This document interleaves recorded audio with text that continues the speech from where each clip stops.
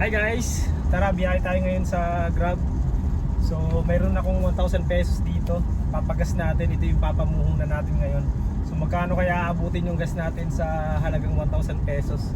Magkano kaya magiging income natin? Araw naman na Saturday ngayon kaya okay lang.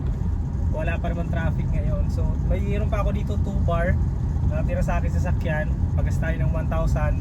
And then sana umabot to ng 2,500 or 3,000. Pero feeling ko hindi abot ng 3,000 pesos na income to.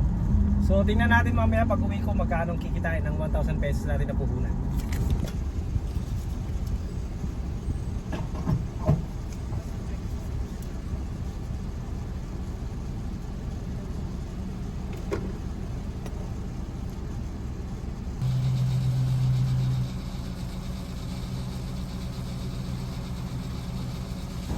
Pinasukan na nga tayo ng booking guys. Unang booking natin is 79 pesos.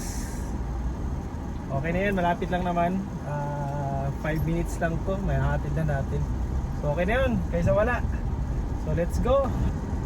Next booking natin guys, fare 80 pesos. Dito lang din, around Makati. So tara, pick upin lang natin yung passenger natin. Pangatlong booking natin, 150 pesos. Mula dito Makati papuntang Venice. So 150 pesos. So tara, let's go. Pick upin lang natin yung passenger natin.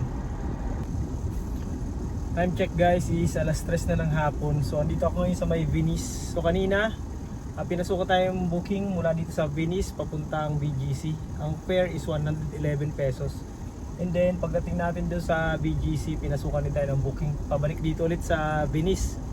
Kaso 95 pesos na lang yung pabalik natin. And dito nga tayo, dito sa may Stanford sa tapat. Nag-aantay tayo ng booking. So nakakatamad din kasi umikot ng umikot, baka maubos na yung puhunan natin ng 1,000 pesos na gas. So far nasa 500 pesos pa lang tayo. Sakto naman nasa 1 hour pa lang tayo bumibiyahe. So tara, antay ulit ako ng booking dito and mag-update ako pag may pumasok na booking sa atin.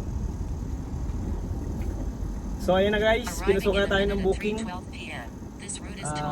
Dito lang sa Viceroy Tower 3 papunta ng NAIA Terminal 1. Ang fare nito is 200 pesos lang. So pwede na to, tara pick upin lang natin yung passenger natin. Hi guys, time check is alas 7 na ng gabi. So bumuwi na tayo ng bahay. Grabe kanina bali naka 5 hours din tayong biyahe. Nag-start tayo ng mga alas 2 ng hapon. Tapos ngayon nga alas 7 ng gabi. So bali yung kinita ng 1,000 pesos natin na puhunan ay umabot siya ng 1,700 pesos. So bali i-less natin yung 1,000 natin. So bali 700 pesos lang talagang kinita natin ngayong araw na to. Medyo tinumal kasi tayo kanina mga alas 4 ng hapon.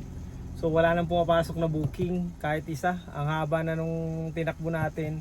Umikot tayo, sayang yung gas natin.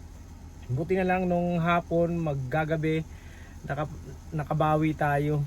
Kaya kahit pa paano naka 1,700 pa rin tayo and then 700 nga yung maiuwi natin. Kaya pa naman sana kahit hanggang alas 8, kaya pa naman sana maka 2,000 or 2,200 siguro.